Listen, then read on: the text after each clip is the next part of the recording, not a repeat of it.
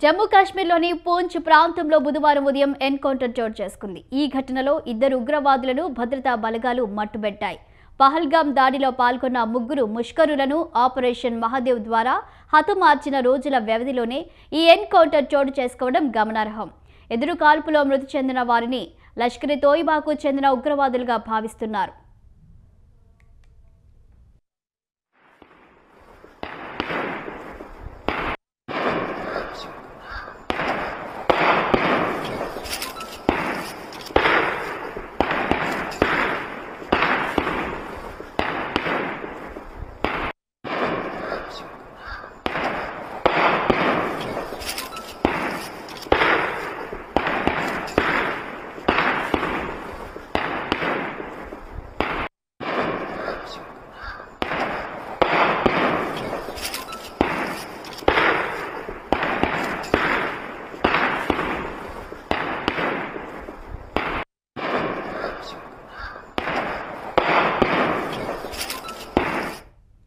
పూంచ్ ప్రాంతంలో ఈ ఉదయం అనుమానాస్పదంగా ఇద్దరు వ్యక్తుల కదలికలను గుర్తించినట్లు భద్రతా బలగాలు పేర్కొన్నాయి.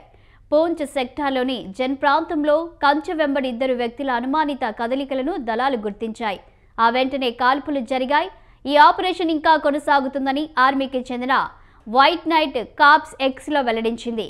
భారత్లోకి చొరబడేందుకు యత్నించిన ఇద్దరు ఉగ్రవాదులను భద్రతా బలగాలు మట్టుబెట్టినట్లు జమ్మూ కాశ్మీర్ డీజీపీ నలిన్ ప్రభాత్ ధృవీకరించారు.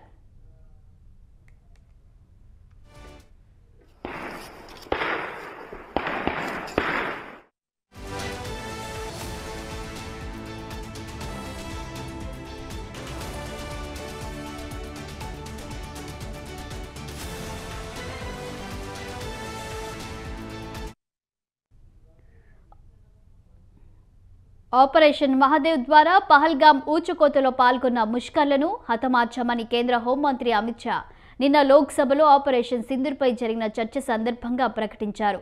జమ్మూ కాశ్మీర్లోని శ్రీనగర్ శివార్లలో ఉన్న అటవీ ప్రాంతంలో సోమవారం జరిగిన ఎన్కౌంటర్లో ముగ్గురు ఉగ్రవాదులను భద్రతా దళాలు మట్టుబెట్టాయి.